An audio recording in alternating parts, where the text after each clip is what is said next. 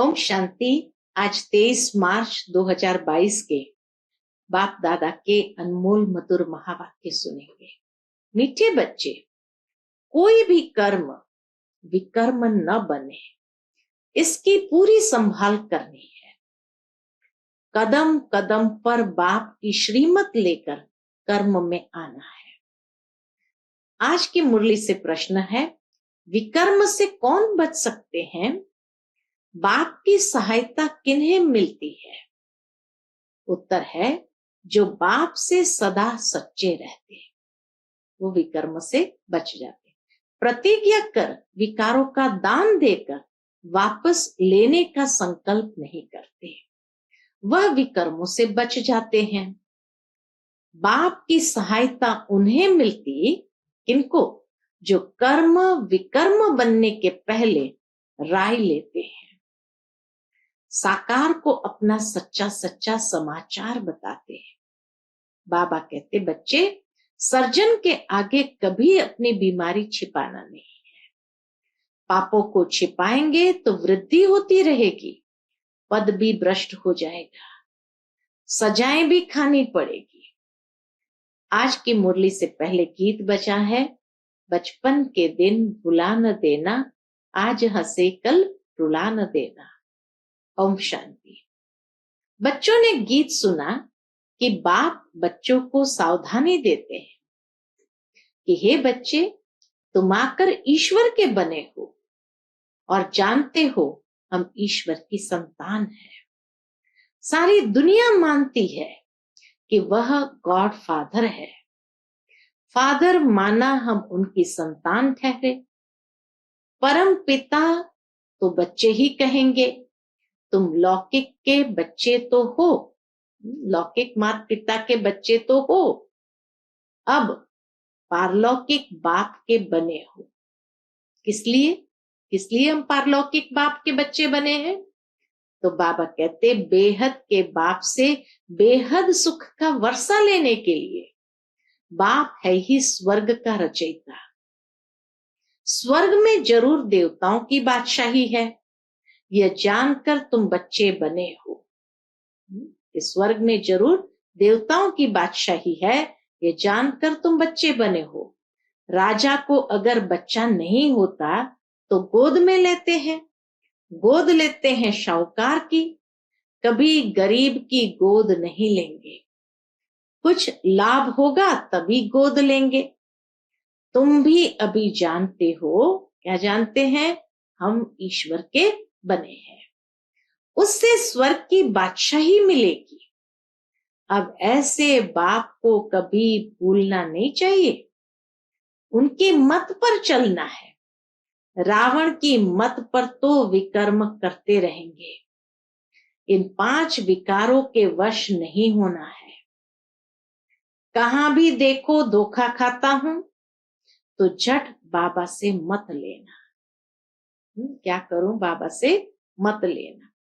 कर्म विकर्म बनाने के पहले पूछना चाहिए, तो बाबा हम ये कर सकते हैं? तो समझाया जाता है कि कभी देह अभिमान में नहीं आना, अपने को आत्मा समझ परमपिता परमात्मा की मत पर चलते रहना। कदम कदम कभी कोई बात समझ में न आए तो पूछना कि बाबा, मैं फलाने पर फिदा हुआ हूं, मेरे को काम के भूत ने घेरा है। तूफान तो बहुत आएंगे, परंतु अपने को संभालना है। तो कर्म विकर्म बने उसके पहले बाबा कहे राय ले। गटर में गिरा तो गोया, क्या कहा बाबा ने? गटर में गिरा तो गोया बेहद के बाप को भूल काला मुंह कर दिया। बाबा तुमको गोरा बनाने आए हैं, इसलिए 5 विकारों के फंदे में कभी नहीं फंसना। फंसेंगे तब जब देह अभिमान में आएंगे। देही अभिमानी होगा तो बाबा का डर रहेगा। विकार में जाने से तो बड़ा विकर्म बन जाएगा, क्योंकि तुमने विकारों का दान दिया है। अगर दान देकर वापस लिया तो हाल वही होगा जैसे हरिश्चंद्र का मिसाल है। यहां पैसे की तो कोई बात नहीं, यहां तो है 5 विकारों का दान। तुम्हारे पास जो कांटे हैं वह दान में दे दो, फिर कभी काम में नहीं लाना। अगर वापस लेना हो तो इतलाव करना। अगर बाबा कहे वापस लेना है तो बाबा को इतलाव करना, यानी बताना। न बताने से पाप वृद्धि को पाता जाएगा, फिर विकार में जाते रहेंगे। बतलाने से सहायता मिलेगी। हम शिव बाबा के बच्चे हैं, बाप से प्रतिज्ञा की है कभी हार नहीं खाएंगे। यह है 5 विकारों रूपी दुश्मन को जीतने की बॉक्सिंग। बाबा कहे यह है 5 विकारों रूपी दुश्मन को जीतने की बॉक्सिंग। उसमें कभी हराएंगे नहीं। अगर गिरा तो शिव बाबा तो झट जान जाएंगे।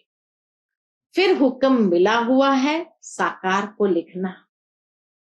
नहीं लिखेंगे तो विकर्म बढ़ता जाएगा और 100 गुना सजा खानी पड़ेगी। बाबा को बताने से आधा कट हो जाएगा। ये भी बाबा कर्म की गुह्य गति बताते हैं। ऐसे बहुत बच्चे हैं जो लज्जा के मारे समाचार देते नहीं हैं। जैसे कोई गंदी बीमारी होती है तो सर्जन को बताने में दिल खाती है, तो सर्जन क्या कहेंगे, फिर नतीजा क्या निकलता है। फिर सर्जन क्या कहेंगे और फिर नतीजा क्या निकलता है, बीमारी बढ़ती जाती है। बाप समझाते हैं बच्चे, कोई भी पाप हो तो छिपाना नहीं तो बिल्कुल पद भ्रष्ट हो जाएगा और कल्प कल्पांतर ऐसा ही पद भ्रष्ट मिलेगा। फिर ज्ञान तो ले नहीं सकेंगे। पूछते हैं बाबा उनकी गति क्या होगी, वो बहुत सजा खाएंगे। बाबा को जब पूछते बाबा फिर उनकी गति क्या होगी, तो बाबा क्या कहते हैं, वह बहुत सजा खाएंगे। कयामत के समय सजाओं का हिसाब किताब चुकता होता है ना। जैसे काशी कलवट खाते हैं, सच सच शिव पर बलि अब तुम चढ़ते हो। बाबा कहे सच सच शिव पर बलि तुम अब चढ़ते हो। शिव का बनते हो वर्षा लेने के लिए। बाकी वह जो काशी कलवट खाते हैं वह तो घात करना है, परंतु नौधा भक्ति से बलि चढ़ते हैं तो जो पाप किए हुए हैं उसकी सजा उस समय भोग कर पाप खत्म होते हैं। फिर पाप करने से तो छूट न सके। योग अग्नि से ही पाप भस्म हो सकते हैं। माया के राज्य में कर्म विकर्म ही बनते हैं। सतयुग में विकर्म नहीं बनता। क्यों? क्योंकि माया का राज्य ही नहीं। अब सारी दुनिया भ्रष्टाचारी है। पहला नंबर भ्रष्टाचार है विकार में जाना। जो पैदा ही भ्रष्टाचार से होते हैं वह पाप ही करते हैं। है ये रावण राज्य। रावण को जलाते हैं, परंतु रावण क्या चीज है बिल्कुल ही नहीं जानते। रावण कहा ही जाता है 5 विकारों को। स्वर्ग में ये विकार होते नहीं, इसलिए उनको वाइसलेस वर्ल्ड कहा जाता है। वहां दूसरा कोई राज्य अथवा खंड होता ही नहीं। स्वर्ग में दूसरा कोई राज्य व खंड होता ही नहीं। इस्लामी बौद्धि आदि सब पीछे आए हैं। वह भी पहले सतो प्रधान होते हैं, फिर रजो तमो में आते हैं। सतयुग त्रेता में संपूर्ण निर्विकारी थे, अब धीरे धीरे संपूर्ण विकारी बनते आए हैं। पूरा विकारी बनने में भी समय लगता है। सतयुग में 16 कला, फिर 14 कला, फिर कला उतरते जाते हैं, क्योंकि है ही उतरती कला। अब तुम्हारी है चढ़ती कला। चढ़ती कला राम बनाते हैं, उतरती कला रावण बनाते हैं। जैसे चंद्रमा की धीरे धीरे कला कम होती जाती है, दुनिया भी ऐसे है। अभी तो 9 कला, ऐसे समय पर बाप आकर फिर 16 कला बनाते हैं। यह खेल सारा भारत के ऊपर ही बना हुआ है। वर्ण भी भारत पर ही है, नहीं तो 84 जन्म का हिसाब कहां। बाप समझाते हैं यह है ही आयरन एजेड दुनिया। कलयुग का अंत है, फिर सतयुग का आदि होगा। जो देवी देवता धर्म वाले धर्म भ्रष्ट कर्म भ्रष्ट हो गए वो फिर आएंगे। तुम आए हो ना। देखो झाड़ के अंत में ब्रह्मा खड़ा है, वह है तमो प्रधान और नीचे तपस्या कर रहे हैं सतो प्रधान बनने के लिए। तो जैसे ब्रह्मा तपस्या कर रहे हैं वैसे ब्रह्मा कुमार कुमारियां, अब जो ये ब्रह्मा सतो प्रधान बन रहे हैं उसमें परमात्मा आकर अपना परिचय देते हैं। इनको बताते हैं तो बच्चों को भी बताते हैं। बाबा और तुम बच्चे जो कल्प वृक्ष के नीचे तपस्या कर रहे हो देवता बनने के लिए, ये मंदिर हूबहू तुम्हारा जड़ यादगार है। अब ऐसा कोई बुद्धिमान बच्चा हो तो इस मंदिर की पूरी हिस्ट्री ज्योग्राफी बताएं कि ऊंचे ते ऊंचा मंदिर है। कौन सा? दिलवाड़ा मंदिर की बाबा बात कर रहे हैं। इसमें मम्मा भी है, बाबा भी है, बच्चे भी तपस्या कर रहे हैं। जिन्होंने भारत को स्वर्ग बनाया है उनकी हिस्ट्री ज्योग्राफी विलायत वाले सुनेंगे तो कहेंगे यह तो हमारे बाप का मंदिर है जो भारत को हेवन बनाते हैं, जो इस समय प्रैक्टिकल में बैठा है। यह तो कोई जानते नहीं, ये सब चित्र अंधश्रद्धा के बने हुए हैं। भक्ति मार्ग के सारे चित्र तो बाबा कहे अंधश्रद्धा के बने हुए हैं। इनको भूत पूजा कहा जाता है, गुड़ियों की पूजा। गुरु नानक की आत्मा जिसने सिख धर्म स्थापन किया वह नई आत्मा थी, निर्विकारी थी। वह कहाँ आई? जरूर किसी शरीर में प्रवेश किया होगा। तो पवित्र आत्मा कभी दुख नहीं भोग सकती। पहले तो उनको सुख भोगना है, पीछे दुख। ऐसा कोई विकर्म ही नहीं किया तो दुख क्यों भोगे? ऊपर से पवित्र आत्मा निर्विकारी आत्मा आई है तो क्यों दुख भोगे? हम भी पहले संपूर्ण रहते हैं, फिर धीरे धीरे कलाएं कम होती है। हर एक मनुष्य का ऐसा होता है। बुलाते हैं पतित पावन आओ तो जरूर आकर पावन दुनिया की स्थापना करेंगे और पतित दुनिया का विनाश करेंगे। ब्रह्मा द्वारा स्थापना और शंकर द्वारा विनाश। कितना अच्छी रीति समझाते हैं बाबा, हर एक बात कितना अच्छी रीति समझाते हैं। ये उनकी बुद्धि में बैठेगा, किनकी बुद्धि में बैठेगा?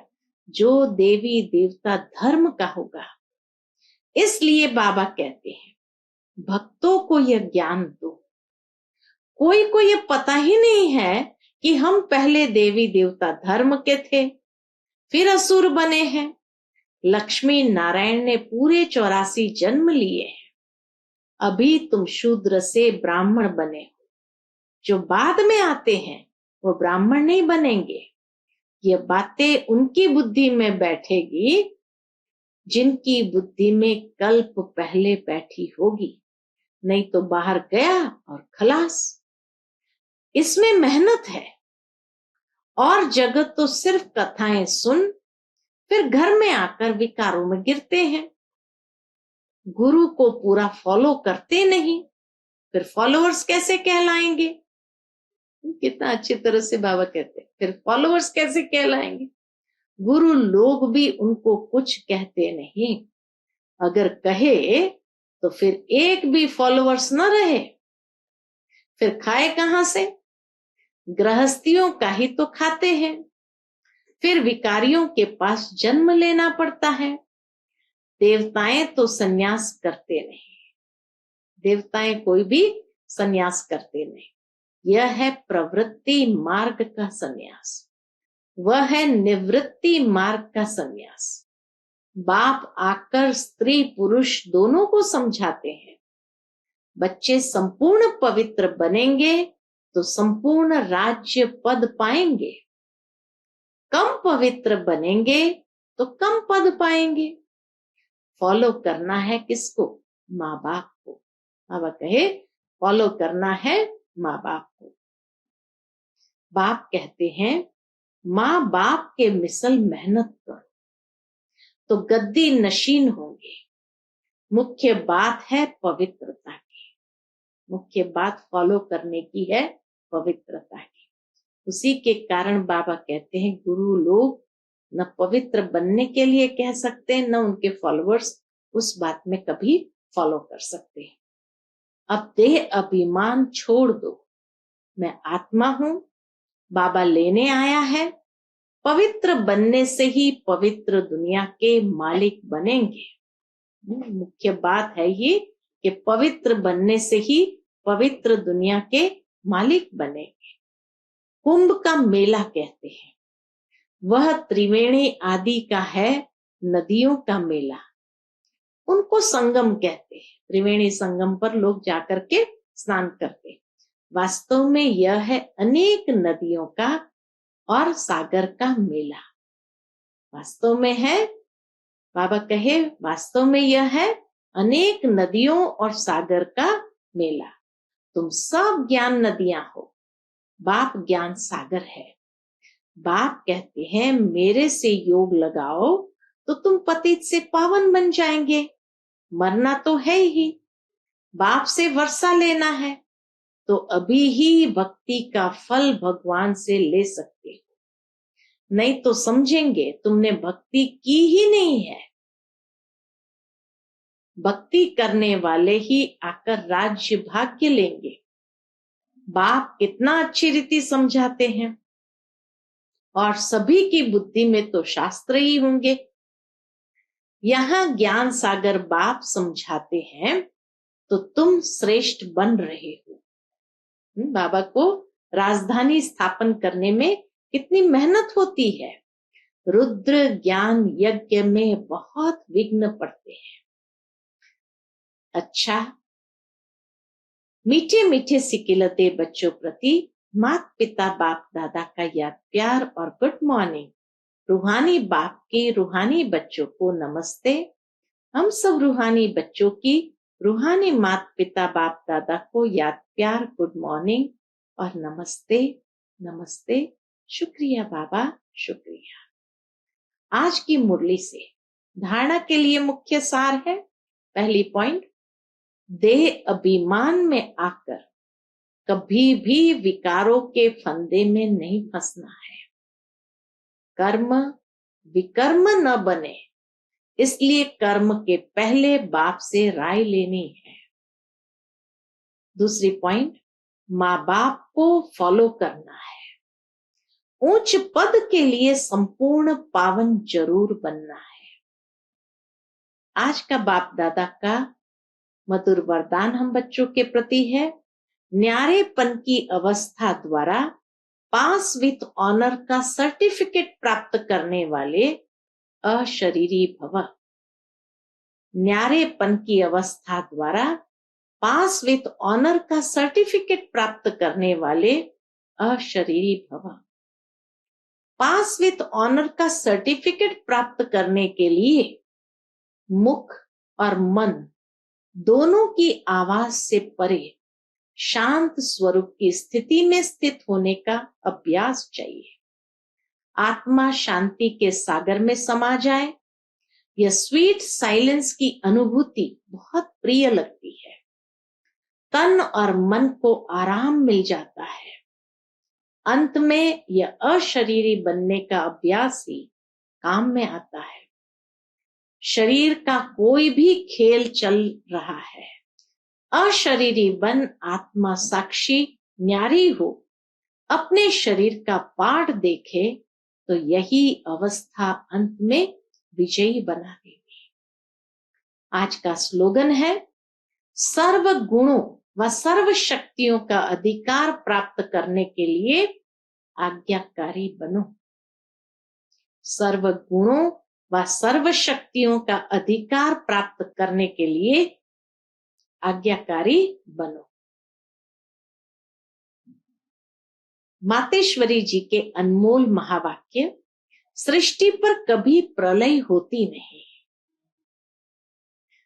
सृष्टि पर प्रलय कभी होती नहीं। अब यह जो मनुष्य समझ बैठे हैं कि इसी सृष्टि पर कोई समय प्रलय अवश्य होती है, वो प्रलय तो ऐसे ही समझते हैं। अब प्रलय का मतलब है सृष्टि पर जलमय हो जाना। नई सृष्टि की स्थापना होती है, जिस नई सृष्टि की शुरुआत दिखाते हैं। कैसे? सृष्टि के आदि में श्री कृष्ण देवता पीपल के पत्ते पर अंगूठा चूसते सृष्टि पर पधारे हैं। फिर ऐसे ही सृष्टि की उत्पत्ति शुरू होती है। अब ये विवेक चलाने की बात है। मम्मा कहे यह विवेक चलाने की बात है।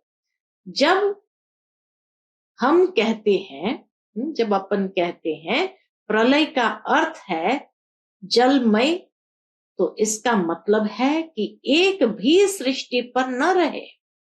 मनुष्य यह नहीं जानते। क्या नहीं जानते हैं? बाबा कहते मनुष्य ये नहीं जानते हैं कि प्रलय का मतलब क्या है। प्रलय का यथार्थ मतलब है कि सृष्टि पर जो इतनी अपवित्रता होने कारण सृष्टि दुखी हो पड़ी है, उस अपवित्रता की प्रलय हो जाती है। सृष्टि की प्रलय नहीं होती है, लेकिन सृष्टि पर जो इतनी अपवित्रता बढ़ जाती है, ये अपवित्रता की प्रलय हो जाती है और सृष्टि पवित्र बन जाती है। गोया तमोगुणी सृष्टि बदल सतोगुणी सृष्टि बन जाती है। तो इसका मतलब है सृष्टि पर प्रलय नहीं होती, मगर सृष्टि पर आसुरी अवगुणों की प्रलय होती है। बाकी कोई मनुष्य की प्रलय नहीं होती। अगर सृष्टि प्रलय हो जाती तो फिर गीता में भगवान ने जो कहा कि सृष्टि अनादि चली आती है, तो क्या ये भगवान वाच झूठा समझे? बाकी इतना जरूर है कि पुरानी दुनिया अर्थात तमोगुणी सृष्टि का विनाश हो, फिर नई सतोगुणी दुनिया की स्थापना होती है। तो विनाश और स्थापना का कार्य दोनों इकट्ठा चलता आता है। ऐसे नहीं कहेंगे कि सृष्टि प्रलय हो जाती है। इसी सृष्टि पर स्वर्ग और नरक की स्थापना होती है। बल्कि जब स्वर्ग है तो नरक नहीं, और जब नरक है तो स्वर्ग नहीं। स्वर्ग कहते हैं जहां पवित्र देवी देवताओं का निवास स्थान है, और नरक कहते हैं मृत्यु लोक, जहां अपवित्र मनुष्यात्माओं का निवास स्थान है। मानो अपवित्रता की प्रलय हो जाती है। अच्छा, Om Shanti. To watch Peace of Mind channel videos on YouTube, subscribe us on youtube.com/tvpeaceofmind. Just a click for a peaceful life.